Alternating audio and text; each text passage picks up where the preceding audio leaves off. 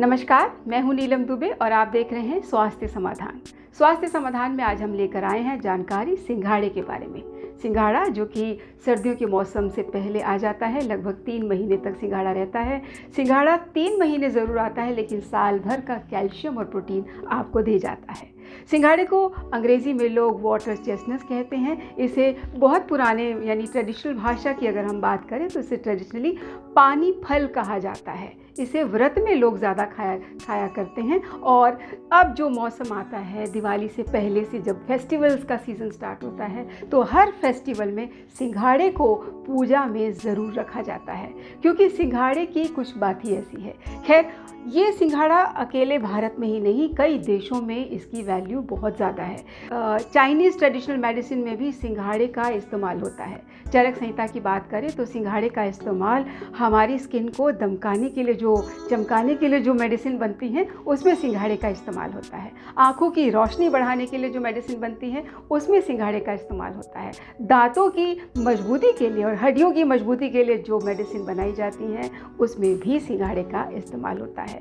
शोध से तो ये भी पता चला है कि अल्ट्रावायलेट रेज से बचाव करने की क्षमता भी सिंघाड़े में है। हाँ, हम साइंटिफिक नेम बताना भूल गए। इसका साइंटिफिक नेम है ट्रैपानेटेंस। ट्रैपानेटेंस इसलिए कहा जाता है क्योंकि इसकी फैमिली और जीनस दोनों अलग है। सिंघाड़े वैसे तो 2 कलर के होते हैं, रेड भी और ग्रीन भी, और लाल वाले सिंघाड़ों को ज़्यादा पौष्टिक माना जाता है, ऐसा शोध में पता चला है। सिंघाड़े में बहुत से मिनरल्स होते हैं, इसे भरपूर मिनरल से भरपूर होता है ये, और इसमें कैल्शियम होता है, मैग्नीज होता है, मैग्नीशियम होता है, आयरन होता है, फॉस्फोरस होता है, आयोडीन, फॉस्फोरस, सल्फर और इसके साथ जिंक भी इसमें पाया जाता है। प्रोटीन की मात्रा इसमें बहुत अच्छी होती है और इसमें फैट्स नहीं होते, कार्ब बहुत कम होते हैं।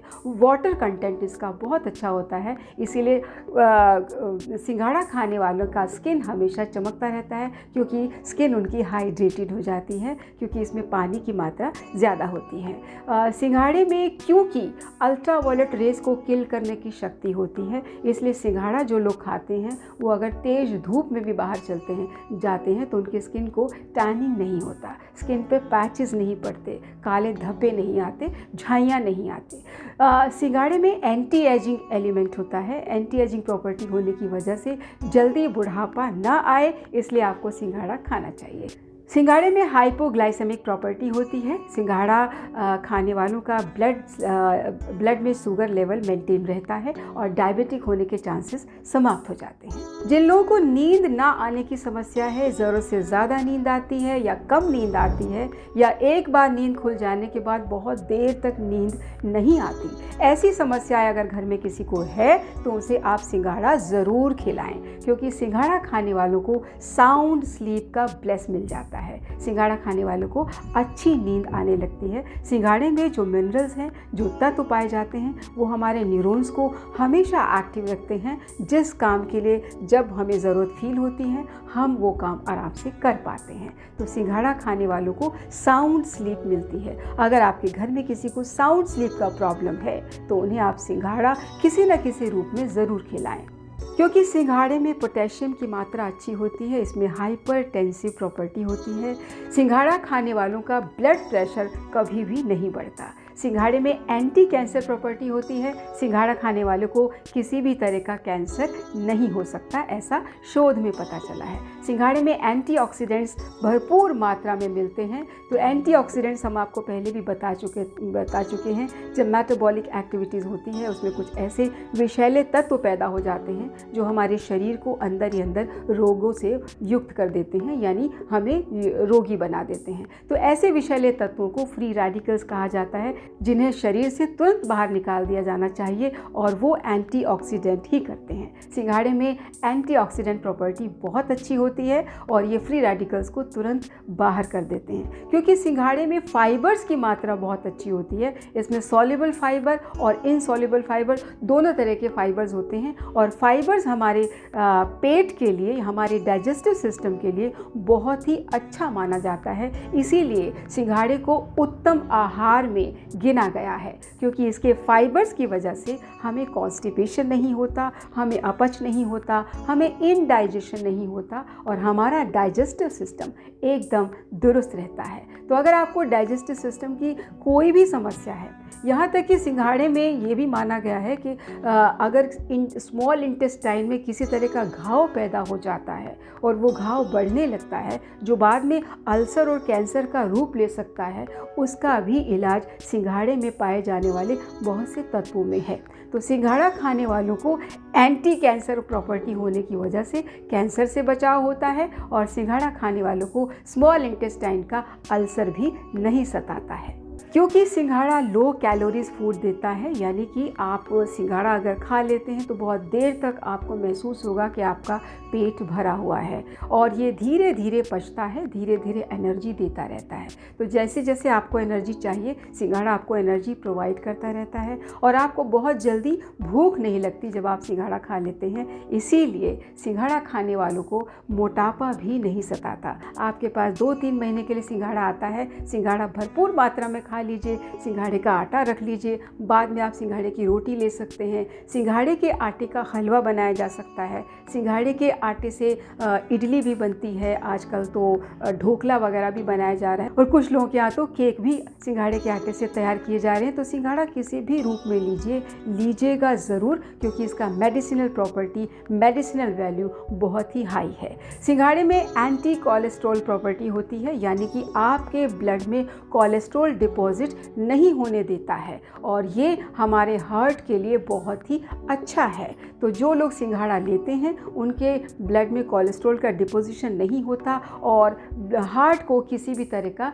रिस्क नहीं होता। और इसमें क्योंकि कॉपर होता है, पोटेशियम होता है, तो ये ब्लड सिस्टम को, हमारे ब्लड को और ब्लड प्रेशर को और सर्कुलेटरी सिस्टम को अच्छे से मेंटेन रखता है। क्योंकि इसमें फॉस्फोरस की मात्रा अच्छी होती है, कैल्शियम और मैग्नीज और मैग्नीशियम की मात्रा अच्छी होती है, इसीलिए सिंघाड़ा दांतों के लिए और हड्डियों के लिए बहुत ही अच्छा माना जाता है, उत्तम आहार माना जाता है। सिंघाड़े में एनर्जी देने की क्षमता ऐसी रहती है कि धीरे धीरे एनर्जी देता रहता है। तो लोग सिंघाड़े को व्रत की थाली में भी इस्तेमाल करते हैं, इसे क्योंकि फलाहार माना जाता है। ये वाटर चेस्टनट्स कहलाता है, इसे अनाज नहीं कहते, ये फलाहार माना जाता है। तो आप इसको व्रत की थाली में भी इस्तेमाल कर सकते हैं। जैसे आप महीने में 2 या 3 व्रत रखते हैं, उसमें अगर आप सिंघाड़ा ले लेते हैं तो ये भी सिंघाड़ा, इतना सिंघाड़ा लेना भी आपके लिए काफ़ी होगा।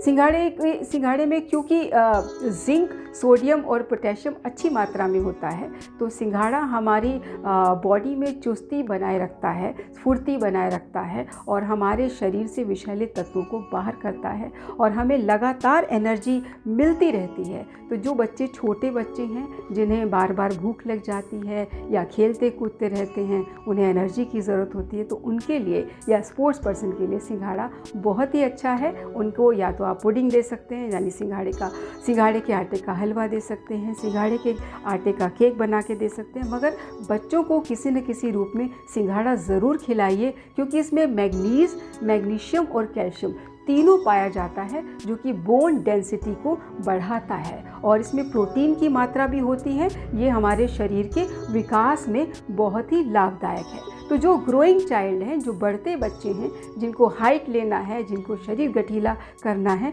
उनके लिए सिंघाड़ा रामबाण है।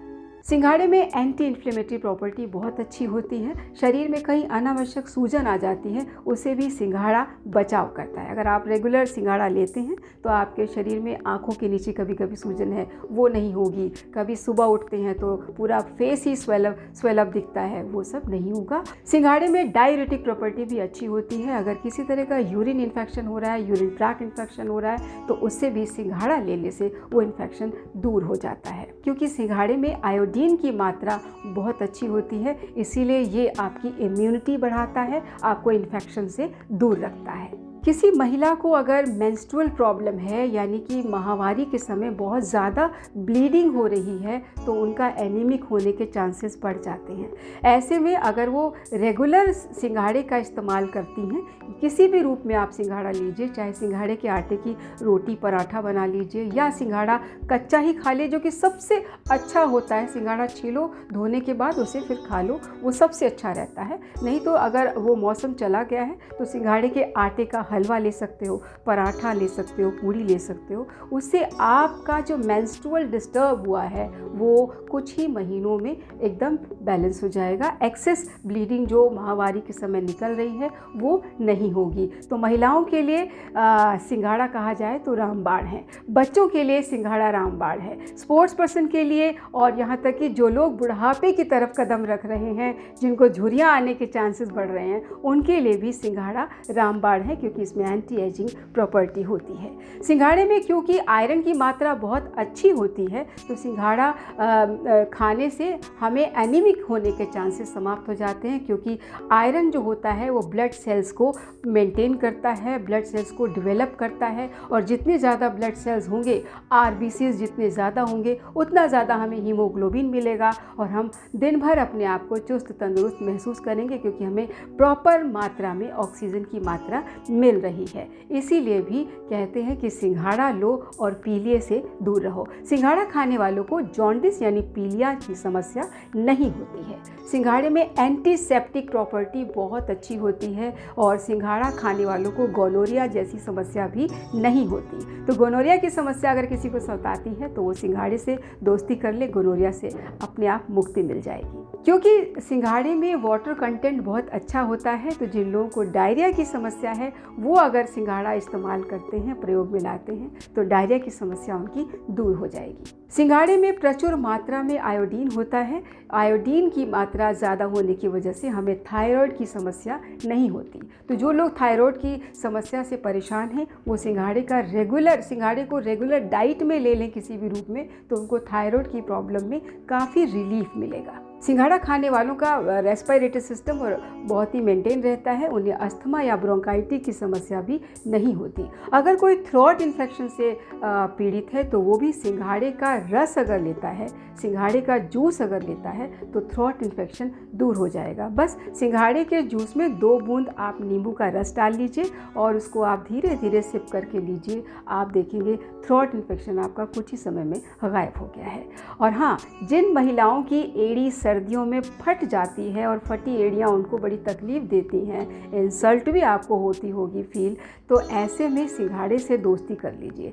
सिंघाड़ा खाने से आपका बॉडी टोन अप रहेगा और स्किन हाइड्रेटेड रहेगा और स्किन चमकता दमकता रहेगा। उसके बाद भी अगर आपको सर्दियों में लगता है कि स्किन फटी हुई है, तो सिंघाड़े का पेस्ट बना लीजिए, थोड़ा सा उसमें शहद मिक्स करके वो पेस्ट फटी हुई एड़ियों पर मल लीजिए और 1-2 घंटे सूखने के बाद पानी से धो लीजिए। आप देखेंगे कुछ ही दिनों में आपकी वो फटी एड़ियाँ एकदम मुलायम हो गई हैं। जिन महिलाओं को प्रेगनेंसी के दौरान बड़ी दिक्कत आती है या मिसकैरेज हो जाता है, चरक संहिता में बताया है कि गर्भवती महिलाओं के गर्भ की रक्षा सिंघाड़ा बहुत अच्छे से कर लेता है। क्यों?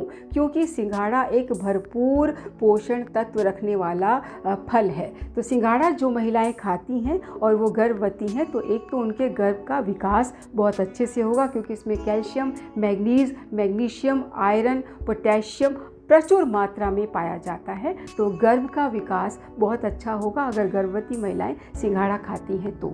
और सिंघाड़ा खाने से उनका गर्भ बहुत टोन्ड अप रहेगा, उन्हें मिसकैरेज का प्रॉब्लम भी नहीं होगा। सिंघाड़े में एक्जिमा को कंट्रोल करने की भी पावर होती है। जिन लोगों को एक्जिमा की प्रॉब्लम है, वो जहाँ जहाँ आपके स्किन में पैचेस हैं, आप सिंघाड़े का पेस्ट बना लीजिए, नींबू और शहद मिक्स करके आप उस जगह पर लगा लीजिए। थोड़े दिन बाद आप देखेंगे कि आपकी एक्जिमा की समस्या समाप्त हो गई है।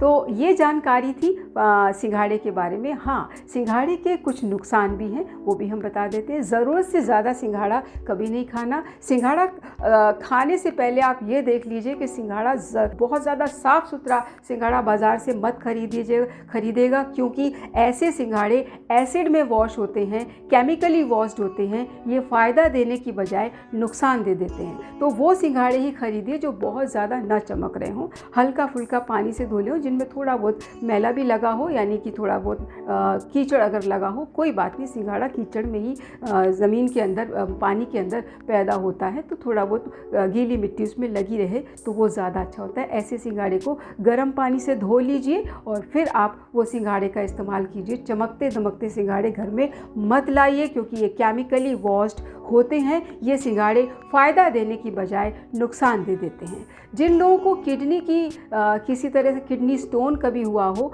वो लोग सिंघाड़ा या तो कम खाएं या फिर ना खाएं, बहुत कम खाएं, क्योंकि इसमें कैल्शियम बहुत ज़्यादा होता है, इसीलिए उन्हें स्टोन होने के चांसेस बढ़ जाते हैं।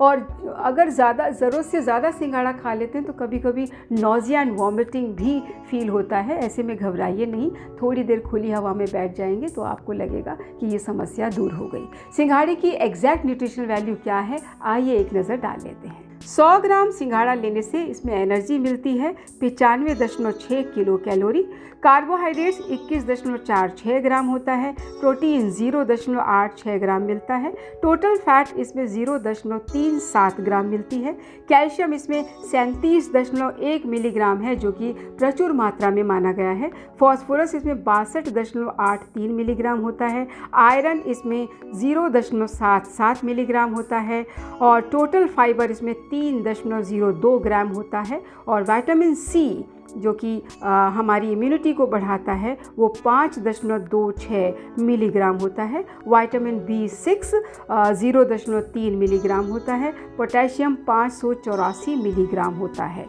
तो ये थी सिंघाड़े की एग्जैक्ट न्यूट्रिशन वैल्यू। हमें उम्मीद है आप इसका फ़ायदा ज़रूर उठाएंगे, अपने आप को स्वस्थ रखेंगे, तंदुरुस्त रखेंगे और समस्याओं से दूर रखेंगे। स्वास्थ्य समाधान की यही सर्वोपरि इच्छा है कि आप हमेशा स्वस्थ रहें और मस्त रहें। हमारा ये एपिसोड आपको कैसा लगा हमें ज़रूर बताएं, कमेंट बॉक्स में भी लिख सकते हैं। आपको और क्या जानकारी चाहिए आप हमें बता सकते हैं। और हाँ, इसे शेयर करना ज़रूर याद रखिएगा, शेयर ज़रूर कीजिएगा, लाइक ज़रूर कीजिएगा और सब्सक्राइब भी कीजिएगा, क्योंकि ये एपिसोड आप ही की सेहत के लिए बनाया गया है। फिलहाल दीजिए हमें इजाज़त, रखिए अपना ख्याल। नमस्कार।